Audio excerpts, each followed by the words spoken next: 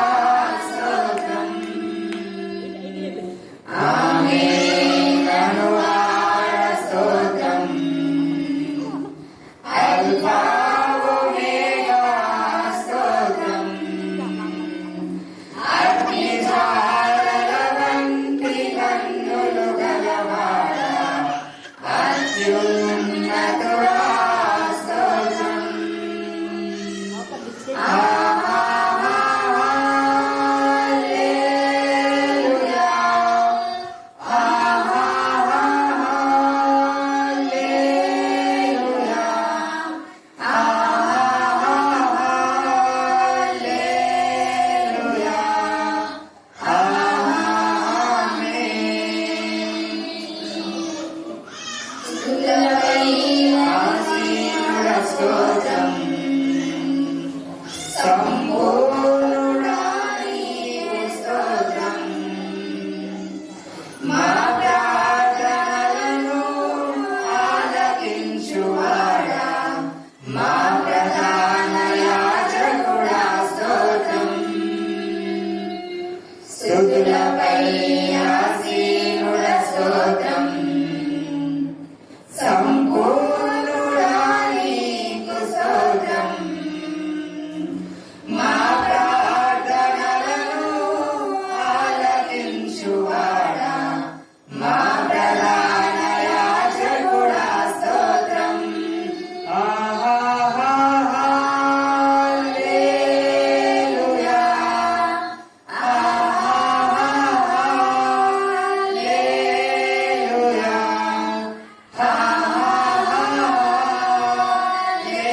హల్లెలూయా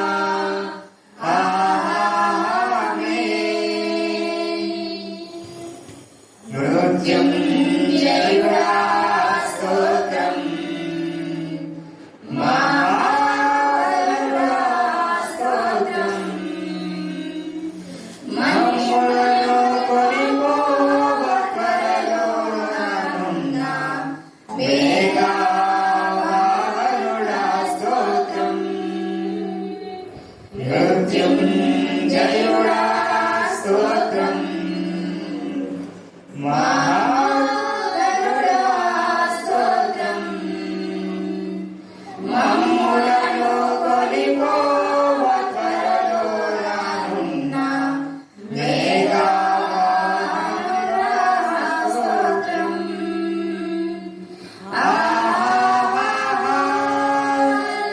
హల్లెలూయా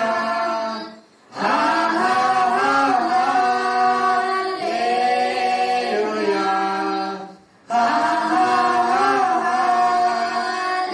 హల్లెలూయా ఆమేన్ అత్యున్నత సింహాసనముపై ఆసీనుడవైన నా దేవా అత్యంత ప్రేమ స్వరూపిణి నీవే ఆరాధింతును నిన్నే ఆహా సింహాసనంపై ఆశీర్గా వెళ్ళారు నీ పరిశుద్ధ నామమునకు స్తుతి స్తుతి స్తుతి స్తుతి స్తోత్రం స్తోత్రం స్తోత్రం స్తోత్రం స్తోత్రం స్తోత్రం స్తోత్రం స్తోత్రం పరిశుద్ధుడా నీకే స్తుతి స్తోత్రం సర్వోన్నతుడా సర్వ సృష్టికర్త సర్వంతర్య సర్వాధికారి నీకే స్తుతి స్తోత్రం స్తోత్రం ఈ ఒక్కరిని సృష్టిపోటు నీకు ఇష్టం చూసినాను ప్రతి ఒక్కొక్కరు తండ్రి నీ కృపలో నీ దయలో నీ ప్రేమలో వర్ధిల్లాలని మీరు ఆశిస్తున్నాను ప్రేమించాలని రెండు చేతులు చాటు మీరు ఆహ్వానిస్తున్నప్పటికీ నేను దగ్గర తిరగలేకపోతున్నాను దయగల తండ్రి కృపగల తండ్రి తండ్రి మేము తిరగకపోయినా నీవే మమ్మల్ని తిప్పుకొని ఉన్నాను ఇంకా సాధ్యమైనది ఏది లేదు. మీరు మమ్మల్ని ఎంతగానో ప్రేమిస్తున్నారు ఆయన అనేక మంది ఇక్కడికి రావాలి నేను స్థుతించాలని ఆశ కలిగి ఉంటారు కానీ వారు రాలేకపోతారు ఆయన కృపగల తండ్రి కదా ఆయన దయగల తండ్రి మేము నశించుకోవడం మీకు ఇష్టం లేదు కదా ఆయన తండ్రి మీరే తిప్పుకోనండి ఆయన మీరే తిప్పుకోనండి ఆయన ఏసయ్యా. నీకు స్తుతి స్తోత్రం తండ్రి స్తోత్రం స్తోత్రం ప్రపంచమంతటా నరులను స్థుతిస్తున్నదా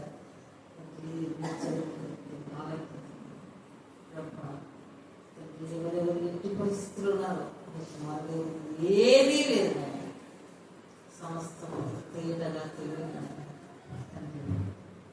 పాపము మాటలు పాపము తలంపులు తండ్రి ఏవి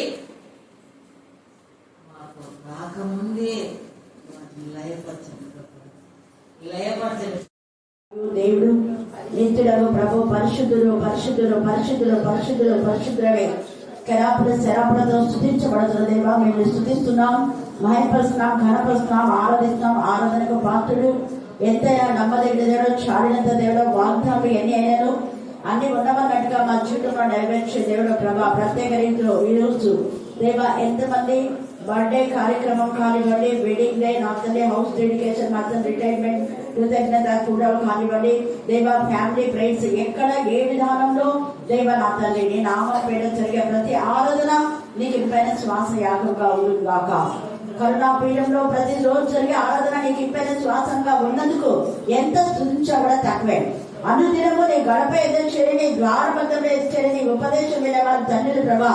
ఈ రోజు నా ప్రభ నా తండ్రి పోయిన ఆదివారం నుంచి ఈ ఆదివారం వరకు ఎవరైతే రెగ్యులర్ గా లేఖన భాగాలు విన్నారో వారందరికీ ఏడంతర ఆశీర్వాదం మీరు ఇచ్చే దేవుడు అని మేము స్థుతిస్తున్నాం. దేవా 7 ఆత్మలు కలవాడు చెప్పు సంగతులు ఏవనగా చెవి కలవాడు వినుడుగా మేము సర్వించాం. దేవ మాకు ఆత్మ చెవులు తెరవండి, ఆత్మ నేత్రం తెరవండి, ఆత్మ ప్రత్యక్షానికి దయచేయండి ఆయన. ఆత్మీయ బలం, ఆత్మీయ శక్తి, ఆత్మీయ జ్ఞానం, ఆత్మీయ వివేకం, ఆత్మల సంబంధమైన ఆశ, ఆసక్తి, తపన, తృష్ణ, ఆత్మల భారం మా ప్రభు ఆత్మీయ జీవితంలో ఆత్మ సంబంధమైన విషయాల్లో అందరి ఆకలి మీరు మాకు దయచేయాలని ప్రార్థిస్తున్నాం. ఈ మధ్యాహ్న కాల సమయంలో ఆత్మీయ ఆకలితో వచ్చిన బిడ్డలు మీకు తృప్తి పరిచే దేవుడు తల్లి స్తోత్రం. మీకే స్తోత్రం, మీకే స్తోత్రం, మీకే స్తోత్రం, మీకే స్తోత్రం. నీతి కొరకు ఆకలినప్పుడు గల వారి ధన్యుడని సర్వేక్షదేవా. ఈ యొక్క నా ప్రభా సెలవు దినమని అనేక మంది లోకంలో ఎంజాయ్ చేస్తూ లోకంలో తమ పొట్ట మొత్తం నింపుకునే స్థితిలో ఉన్నటువంటి బిడ్డల గురించి మీ కరుణాపీఠంలో ఎత్తిపడుతున్నాం. నీ ఉగ్రత రాకముందే వారు చరిత్రను ఆశ్రయించుకొని విసర్జించి నీకు ఇష్టమైన బిడ్డలుగా సాక్షులుగా సాధనగా ఉండటానికి మార్గం చాలా చెవిదుగాక. దేవా ఈ మధ్యాహ్న కాలంలో కరుణాపీఠంలో చేరిన ప్రతి ఒక్కరి హస్తము మీ చేతిలో ఉంచుతున్నాం ప్రభావ. మా చేతులను శుద్ధి చేయండి, మా చూపులను శుద్ధి చేయండి, మా నడకను శుద్ధి చేయండి, మా యొక్క వినికిని శుద్ధి చేయండి, మా నాలుకను శుద్ధి చేయండి. దాన్ని కనికరించండి, కనికరించండి, కనికరించండి, కనికరించండి, కనికరించమని ప్రార్థిస్తున్నా. మీరు బలి కోరే దేవుడో కాదు, మీ కనికరను బట్టి మమ్మల్ని జ్ఞాపకం చేసుకొని ఈ వారంలో దేవా అనేక అద్భుతాలు. Many more happy returns of the day చెప్పండి. Kumudini many more happy returns of the day. God bless you abundantly. God give you good wisdom, good knowledge and memory power and good victory. God bless you. ఒక 2 విషయాలు ఇవ్వండి. మరియు యెహోవా దూత మరియు అని చెప్పి అక్కడ యెహోవా దూత ఎదుట అని చెప్పండి. మరియు యెహోవా అనొద్దు, యెహోవా దూత ఎదుట ప్రధాన యాజకుడైన యెహోషువ నిలవబడుటయు సాతాను ఫిర్యాది అయి అతని కుడి పార్శ్వం నిలబడుటయు అతడు నాకు కనుపరచడు. ఇక్కడ జకర్యాకు ఒక దర్శనం వచ్చింది. జకర్యా ఒక ప్రవక్త. జకర్యా దేవుని యందు భయభక్తి గలవాడు. జకర్యా దేవునికి విధేయుడు. జకర్యా దేవునికి ఇష్టడు లేదా యెహోవాను సంధించును అనేటువంటి అర్థం వస్తుంది. అంటే దేవునితో ఐక్యమైన వాడు, దేవునితో సంధించబడినాడు, దేవునితో శుద్ధీకరించబడినాడు, దేవుని చేత ఏర్పరచబడినవాడు, ప్రత్యేకించబడిన ప్రతిష్ఠించబడినవాడు జకర్యా. సేమ్ అలాగనే ఈ యెహోషువ కూడా దేవుని చేత ప్రత్యేకించబడి ప్రతిష్ఠించబడి దేవుని చేత అభిషేకం పొంది దేవునికి మహిమకరంగా వాడబడినాడు. అంటే ఆయన సేవ జీవితం అయిపోయింది. సేవ జీవితం అయిపోయి దేవుని సన్నిధిలోకి వెళ్ళినప్పుడు చూసారా, వీడు ఎప్పుడు కూడా మన మీద అపావది, ఎప్పుడు కూడా వీడు సాడలేదు, వీడి భక్తులతో సాడలేదు. చనిపోయినా కూడా వదలలేదు. చనిపోయే వరకు సతాయించినాడు. ఇప్పుడు చనిపోయినా కూడా అక్కడ ఫిర్యాదు చేయడానికి కుడి పార్శ్వం అంట. ఎంత బాధ చూడాలి. మన కుడి పార్శ్వంలో ఎప్పుడు మన వేసే ఉన్నాడు మర్చిపో. హల్లెలూయా, హల్లెలూయా. అపవాది కుడి ఎడమ మనకు ఉండి అపవాది క్రియలు మనల్ని హాని చేయడానికి మన కుడి వైపు 10,000 మంది, ఎడమ వైపు 1000 మంది కృంగిపోయినా కూడా మనము ఎప్పుడు కూడా భయపడిన అవసరం లేదు. నీ కుడి ప్రక్క 1000 మంది, నీ కుడి మరి ఎడమ ప్రక్క 10,000 మంది కూడినా కూడా నీకేం కాదంట పడే కాల. సేమ్ ఇదే మనం ఏం చెప్పాలా, మనం ముందు 10,000 మంది కూడినా వెనక 1000 మంది కూడినా కూడా మనకు అపాయింట్. నలుగు వైపులా 4 దిశలా దేవుడు మనకు కాపాడేవాడు. దానికి క్లారిటీ ఏంటంటే సరైనటువంటి లేఖన భాగంతోనే చూడాలా. మన లోకంలో పిచ్చపాటి వల్ల వద్దు. మనకు లేఖన భాగంతో అంటే నలువైపులా దేవుడు ఆశీర్వదించాడు, నలువైపులా దేవుని స్వరం వినబడింది, నలువైపులా దేవుని ఆత్మ వచ్చింది. ఎక్కడ? అందుకే వాక్యం చదవండి. నేను మళ్ళీ చెప్తా, లోకంలో ఉండేటి వద్దు. మనం ఇక్కడ చెప్పేది లేఖనానుసారంగానే మీరు ఏదైనా ఉదాహరణ ఇవ్వాలి. లోకంలో ఎన్నో జరుగుతుంటాయి, అవన్నీ లోక మర్యాద వద్దు. మనం వాక్యంతోనే సరి చూడాలి. దాన్ని ఎహెజ్కేలు 30 ఉంది కదా, దాని దిశ నుంచి ఏమొచ్చింది? జీవాత్మ. 4 సుమార్త 4 దిక్కుల నుంచి జీవాత్మ వచ్చి అక్కడ ఎముకలు, ఎండిపోయిన ఎముకలతో మాట్లాడితే ఆ ఎముకలన్నీ కూడా ఎన్ని సంవత్సరాలుగానో అవి ఆ యొక్క ఎముకలన్నీ కూడా విరిగిపోయి ఉండొచ్చు, అవన్నీ కూడా చల్లా చెదిరైపోయినాయి, ఎక్కడెక్కడ ఉన్నాయి. కానీ ఎవరి ఎముక వల్ల కలుస్తుంది. హల్లెలూయా, హల్లెలూయా. ఇక్కడ ప్రాముఖ్యమైన అంశం ఏంటంటే ఎవరి ఎముక ఆ యొక్క అస్థి పంజరానికే. చెయ్యి ఎక్కడో పడి ఉంటుంది, మళ్ళీ అదే ఎవరి చెయ్యి వాళ్ళ దగ్గరికి వస్తుంది, ఎవరి కాలు వాళ్ళ దగ్గరికి. ఆ ఎముక, కాలు ఎముక, చెయ్యి ఎముక, లేకపోతే పుర్రని పగలగొట్టినారనుకో, లేదా పుర్రని ఎవరో ఒకరు తీసుకుపోయి చేతిపడి మందిగా శుద్ధ శక్తులు చేయడానికి కొన్ని పుర్రలు తీసుకుపోతారు కదా. కొన్ని దండాలు కూడా పట్టిండారు, ఎముకల దండం. అది వాళ్ళ చేతుల నుంచి కూడా ఇక్కడికి వచ్చింది. దేవుడు ఎప్పుడైతే ఆజ్ఞాపిస్తాడో దేవుడి పిల్లలు ఎవరి దగ్గర ఉన్నా కూడా దేవుడి పిల్లలకు క్షేమ స్థితిలో ఉంటారు, ఏమి చేయలేదు. అలాగా నన్ను దిశల నుంచి వచ్చేసింది. నన్ను దిశల నుంచి వచ్చినప్పుడు ఆ ఎముకలన్నీ కూడా దేవునికి మహిమకరంగా ఒక మంచి సైన్యంగా అక్కడ చూస్తే నేను చదవడానికి టైం లేదు కాబట్టి కృప్గా వివరణ. ఒక మంచి సైన్యంగా మారింది. ఏ సైన్యం? దేవుని సైన్యం. ఈ యొక్క మధ్యాహ్న కాలంలో ఎండిపోయిన ఎముకల్లాగా నువ్వు ఉంటే, నీ జీవితం ఎండిపోయినట్టుగా ఉంటే, చావలసిన నిన్ను దేవుడు బ్రతికిస్తే నువ్వు ఎండిన ఎముకో, ఎండిన చెట్టువు, చావు అంచుల మధ్య ఉన్నావు, పని లేని జీవితం నీలో ఉంది. అయితే దేవుడు నీకు ఇచ్చేటటువంటి ఆహ్వానం ఏంటంటే నువ్వు దేవుని మాట వినాలి. ఎముకలు విన్నాయి దేవుని స్వరాన్ని. మరి నువ్వు వినకపోతే నీకు సిగ్గుండా అంటాడు. ఎండిపోయిన మొద్దు వినింది.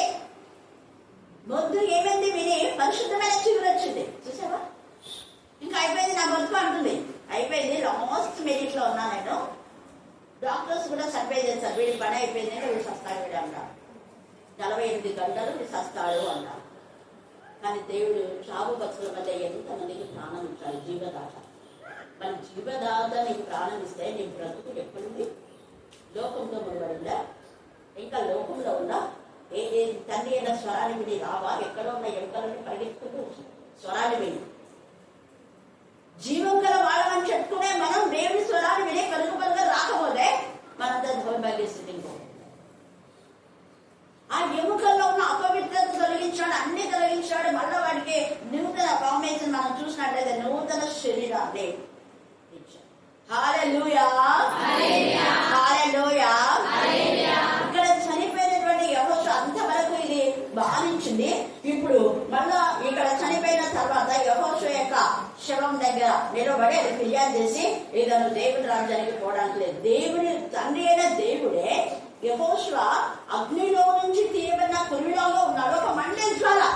నా కోసమే లోకంలో మండాడు, నా కోసమే ఆయన మండుతూ ప్రకాశించు దీపమై అనేకులను మండించాడు, అనేక చీకటి జీవితాలను మండించాడు, అనేక పాప జీవితాల నుంచి పాపాన్ని విడిచిపెట్టేలా చేశాడు, అనేకులను హెచ్చరించాడు, అనేకులను బంధించాడు, అనేకుల కోసం రాత్రి నగరం విజ్ఞాపన ఆత్మగా ఉన్నాడు. యెహోయాదాకు కుమారుడైనటువంటి యెహోషువ ప్రధాన యాజకుడు. అక్కడున్న యెహోషువలో మనం చూస్తే ఆయనైతే ప్రజల కోసమే ప్రాణం తెగించి సృష్టిని ఆజ్ఞాపించాడు. సూర్యుడా నిలిచి బయట చంద్రుడు అక్కడ ఉండిపో, మేము దేవుని అప్పగించే పని చేస్తాం, మేము దేవుని యొక్క ప్రజలు, దేవుని సేవకులు, మేము ఒక పని చేస్తున్నాం. ఇక్కడ దేవుడు చెప్పే పని మేము చేస్తున్నాం, మనుషులు చెప్పే పని కాదు. మనుషుల చేత మేము నియమితం కాలేదు, దేవుని చేత నియమింపబడ్డాను. బికాజ్ అక్కడ ఏంటంటే యుద్ధము యెహోవాదే. ఆయన యుద్ధం చేస్తున్నాడు. ఆయన యుద్ధం చేస్తే నువ్వు అసలు కట్టుగలుగుతావు, అక్కడే ఉండుకో విజయం ఇచ్చే వరకు. అంటే చూడండి ఎంతగా విధేయత. సూర్యుడు చంద్రుడు విధేయత ఒక నరుని, అలాంటి నరుని బట్టి నరుడు ఎంతవరకు లేదు, ఇంత ముందుకు లేదు, తవాసు కూడా నాకు అక్కడ ఒక యెహోషువ. ఆ యెహోషువ ఏమని చెప్తున్నాడు? సూర్యుడు చంద్రుడు ఆగిపోవడానికి కారణం ఏంటంటే పరిశుద్ధంగా ఉండడమే. 3వ అధ్యాయం యెహోషువ 5వ వచనం.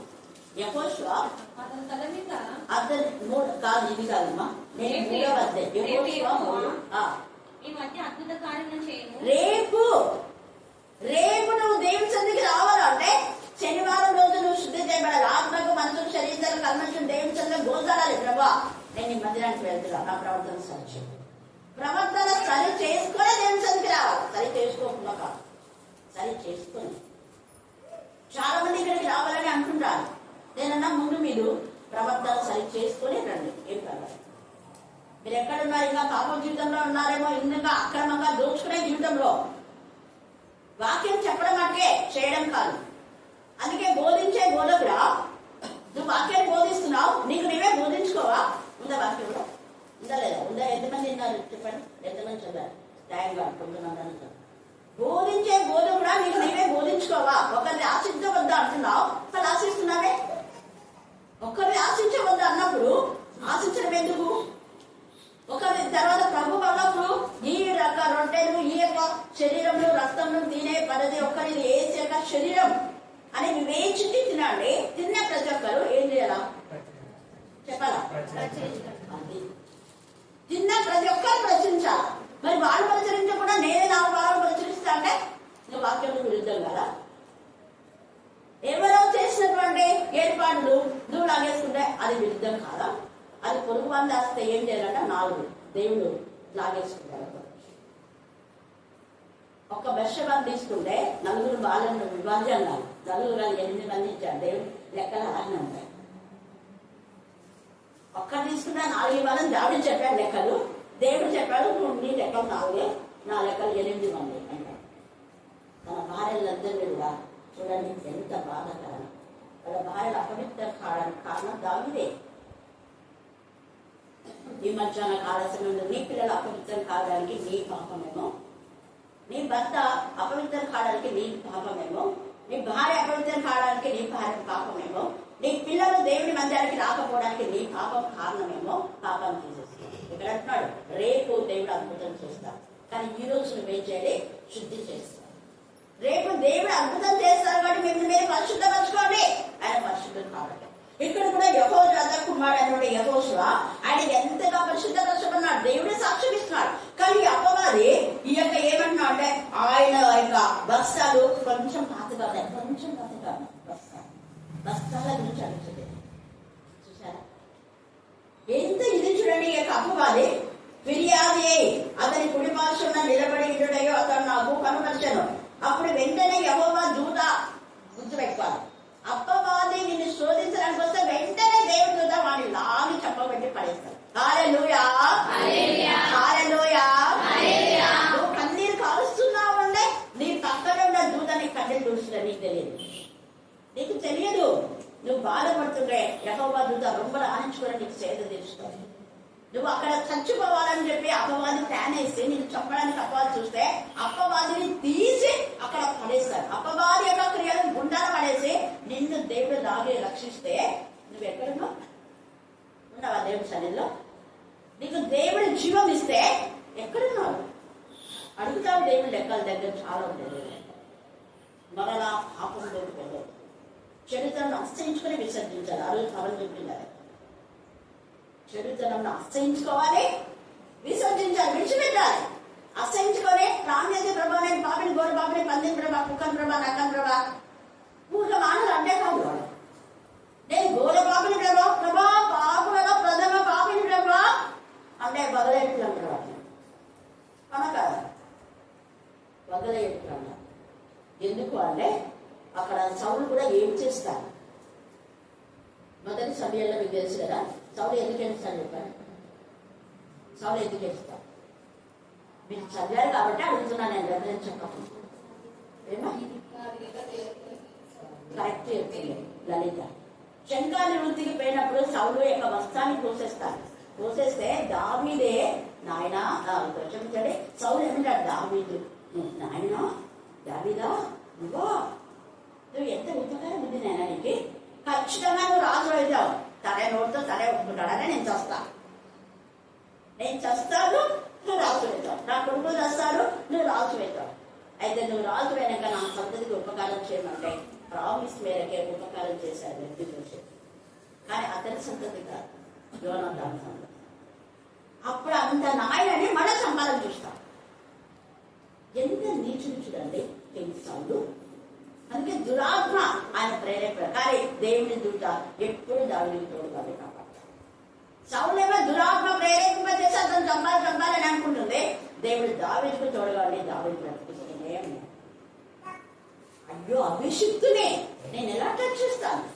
అంత భయము అభిషిక్తులు కలిగిన వాడికి, నిజంగా పరిశుద్ధ ఆత్మతో శక్తితో నింపబడిన వాళ్ళు 100% దేవుడు ఎందుకు భయభక్తి గల వారిని గౌరవిస్తారు, ఆనర్ చేస్తారు, సహాయం చేస్తారు, సపోర్ట్ గా ఉంటారు, బలపరుస్తారు, ధైర్యపరుస్తారు, సేవలో కలిసి పనిచేస్తారు.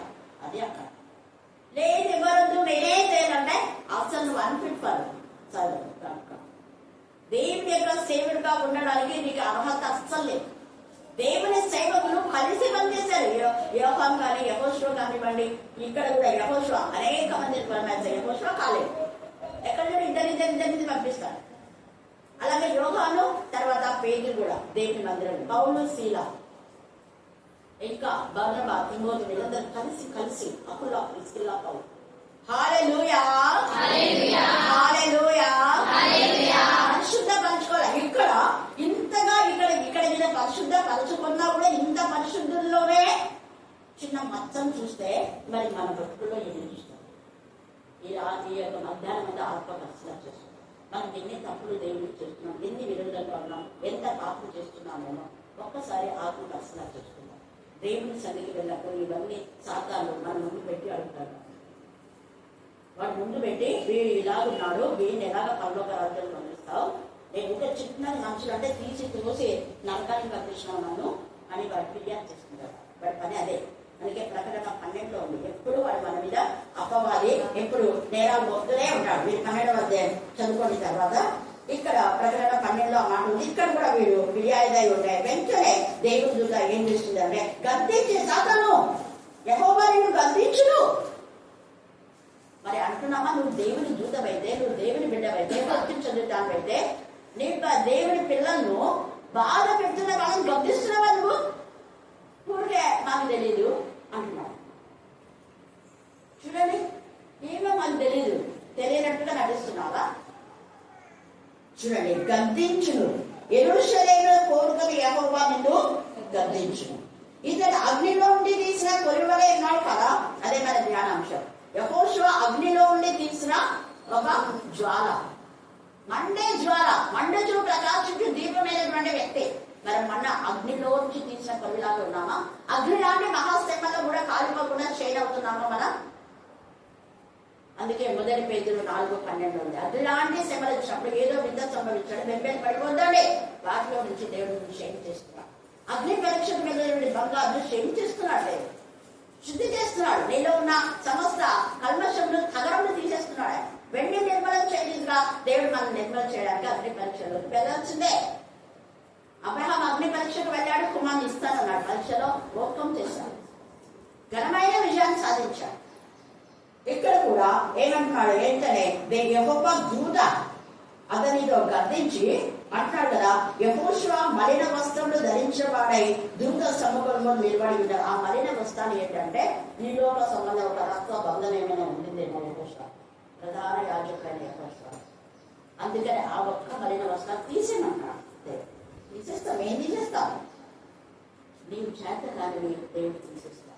హల్లెలూయా హల్లెలూయా. నీలో ఉన్న బలహీనత, నీలో ఉన్న పాపం, నీలో ఉన్న అంతా కూడా నేను కడిగేసరే. మొదటి యెషయా మనం అధ్యాయం చూస్తే, యెషయా 1వ అధ్యాయంలో 18-19 చూస్తే మీరు పాపం రక్తం లాగా, కెంపులాగా ఎర్రలైనా కూడా ఆయన గొర్రెలాగా కిందలాగా ఎర్రలు చేస్తారు. 19లో సంబంధించి దేవుడి మాట వింటే మంచి పదార్థం నీకు ఇస్తాడు, లేకపోతే నక్కను. ఇక్కడ యెహోషువ పైన ఫిర్యాదు చేసిన యెహోషువ మలిన వస్త్రాలు తీసేసి దూత దగ్గర నిలిచి ఉన్న వారిని పిలిచి, ఇతని మైల బట్టలు తీసివేయాలని ఆజ్ఞాపించి నేను నీ దోషంలో పరిహరించి ప్రశస్తమైన వస్త్రంతో నిన్ను అలంకరించుతున్నానని సెలవించాను. ఈ యొక్క సమయంలో దేవుడు నీకు నాకు ప్రశస్తమైన వస్త్రం, అది ఏ చాకలి శుద్ధి చేసినా కూడా తెల్లగా ఉంటాయి. ఎలాంటి చాకలి సబ్బు వేసి ఎంత చేసి తెలుపు చేసినా వాటికంటే తెలుపు. మహిమ వస్త్రాలు, ధవల వస్త్రాలు, ఆనంద వస్త్రాలు, సంతోష వస్త్రాలు, దేవునికి ఇష్టమైన పరిశుద్ధ వస్త్రాలు. అయితే మనం ఏం తీసివేసుకోవాలి? అపవిత్రత, అవిధేయత, అల్ప విశ్వాసం, అసహ్యత, అహంకారం, అకబ్రాహ్మణ్యం. వీటిని మనం తీసేసుకోవాలి. అల్ప విశ్వాసం, అవిశ్వాసం, అపవిత్రత, అహంకారం, వాటన్నిటిని ఎప్పుడైతే మనం తీసేసుకుంటామో అప్పుడు దేవుడు మన జీవితంలో ఈ వస్త్రాలు ఇస్తాడు. అవి అన్నీ ఆయన తీసేసుకున్నాడు. ఏదో కొంచెం మాత్రమే ఏదో ఉంది. నేను ప్రధాన యాజకున్నాను ఏమని అనుకున్నాను తెలీదు. ఆ వస్త్రాలు తీసేసి ప్రశస్తమైన వస్త్రాలు, మళ్ళా అతని తల మీద తెల్లని కాగా పెట్టించుడని, తెల్లని కాగా పెళ్లి కుమారుడు పెట్టడం అంటే అది సంతోషానికి గుర్తు, లేదా అభిషేకానికి గుర్తు. అభిషేకించిన వారిని కూడా ఇలాగనే పెడతారు, అభిషేకానికి గుర్తారు. తర్వాత ఎజ్రా 3వ అధ్యాయం 1-3 చదువుకోండి. ఎజ్రా 5:1-3 చదువుకోండి. ఎజ్రా 9లో మేము మా పాపం ఒప్పుకుంటున్నాం అంటారు. తర్వాత రోషం అనేది ఉండాలా. ఎవరు తప్పు చేసినా వాళ్ళని గద్దించే వాళ్ళు ఉండాలా. ఇక్కడ యెహోవా దూత నిజంగా ఎంత రోషంతో వాళ్ళని శుద్ధి చేస్తాను. నువ్వు శుద్ధి చేస్తున్నావా? నీ పక్కల వాళ్ళని, ఇంట్లో వాళ్ళన వెంటనే యెహోవా దూత శుద్ధి చేస్తుంది. శుద్ధి చేయడానికి నువ్వు గద్దించాలి, సరి చేయాలి, సరిదిద్దాలి. అక్కడ ఫినెహాసు కూడా రోషం వచ్చేసింది. అన్య స్త్రీలను వాళ్ళు వివాహం చేసుకున్నారు. వివాహం చేసుకున్నారని ఊకే వాక్యం చెప్పేసి ఊరుకోడా. వెంటనే వాళ్ళ డేడాల మీద పోడ్చి చంపి పడేస్తున్నారు. ఇక్కడ చంపన అవసరంలా, వాళ్ళ మందిరానికి రానియదు. వాక్యాన్ని బోధించడం కాదు, ఏమైనా అక్రమమైన మార్గంలో ఉన్నారో తెలుసు కదా, తెలిసినందుకే వాక్యాలు చెప్తుంటారు. నటించదు. తెలిసిన వాళ్ళు వాక్యాలు చెప్తే గద్దించాలి. ఇక్కడ వాక్యాలు చెప్పినప్పుడు నేను వెంటనే ఈ పరిస్థితి ఎవరైనా ఉంటే ఆగి, ఇదిగో ఇవి ఉన్నాయి, మీరు సరి చేసుకో చెప్తున్నారా లేదా? మీ ముఖాన్ని చెప్తున్నారా లేదా? యథార్థంగా చెప్తున్నారా? మీరు వెనక చెప్తున్నారా? గట్టిగా చెప్పండి, గట్టిగా.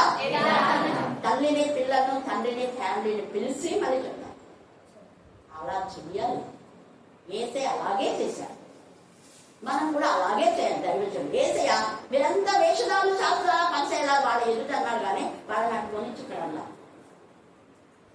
మీరంతా సున్నం పడిన సమాధులు అన్నారు. మీ బతుకులు వేషధారణలో ఉన్నాయి. మీరు ఒకటికి ఏంటి వాక్యం చెప్పేది?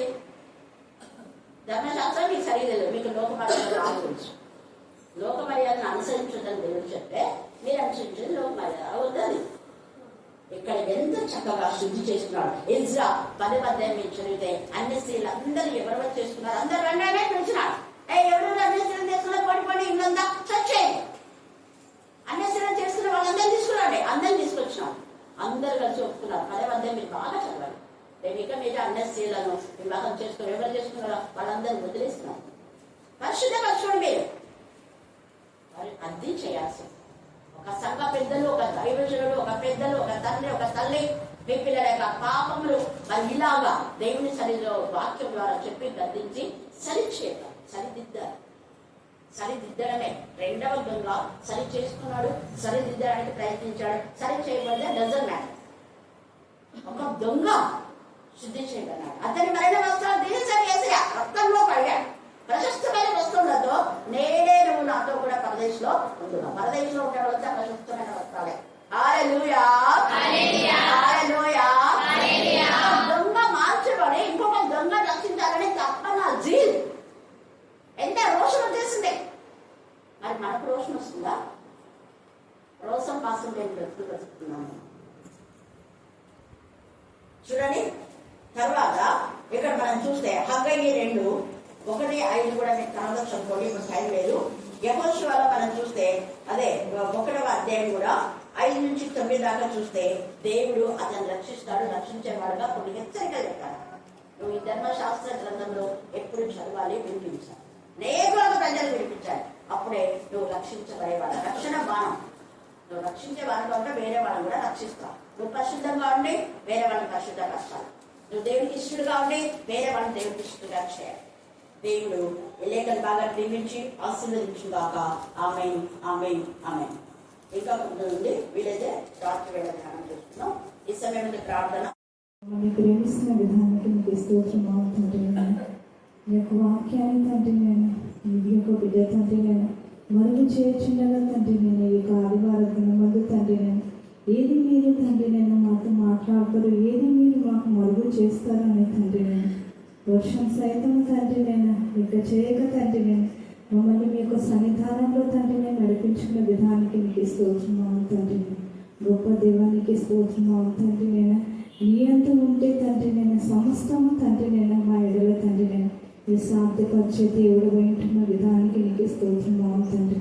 నీ అంత నిరీక్షణ కలిగి ఆసక్తి కలిగి తండ్రి నేను తపన కలిగి తండ్రి నేను నీకు సన్నిధానంలో తండ్రి నేను గడుపుట కట్టి సహాయం దయచిందావు తండ్రి నేను నీకు దినాల తండ్రి నేను నీకు సన్నిధానంలో లేక తండ్రి నేను ఎంతోమంది తండ్రి నేను సమయాన్ని వృధా చేయించుండగా తండ్రి నేను మమ్మల్ని తండ్రి నేను దయతో మీరు జ్ఞాపకం చేసుకొని తండ్రి నేను నీకు సన్నిధిలో తండ్రి గడుపుటకు అట్టి సహాయం దయచేసిన విధానానికి నీకు స్తోత్రం తండ్రి నేను నీకు వందనాలు తండ్రి నేను లెక్కలేనటువంటి తండ్రి నేను స్తోత్రాలు వందనాలు చేర్చుకున్నాము తండ్రి నేను ఏ రీతిగా తండ్రి నేను స్థుతులు చెల్లించినప్పటికీ కొద్దువని తండ్రి నేను నీకు స్తోత్రం నేను నీకు స్తోత్రం తండ్రి మరుగు చేసిన ప్రతి ఒక్క మాటని తండ్రి నేను వృధా కాకుండా తండ్రి నేను మాలో ఫలింపజేయమని ప్రార్థిస్తున్నాము తండ్రి నేను విలువైన మాటలు తండ్రి నేను వెండి బంగారంల కంటే శ్రేష్టమా తండ్రి మా యొక్క బతుకును తండ్రి మార్చగలిగేది అది ఏదైనా ఉంటే తండ్రి నేను నీకు పరిశుద్ధ గ్రంథం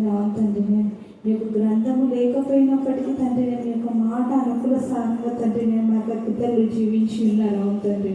కానీ తండ్రి నేను మామని తండ్రి నేను మీరు జ్ఞాపకం చేసుకుని తండ్రి మా యొక్క పిల్లలు పడిన ప్రతి ఒక్కటి తండ్రి నేను కష్టాన్ని తండ్రి నేను మీరు ఈ విధంగా తండ్రి లిఖించి తండ్రి నేను మా యొక్క పిల్లలు తండ్రి నడిచినటువంటి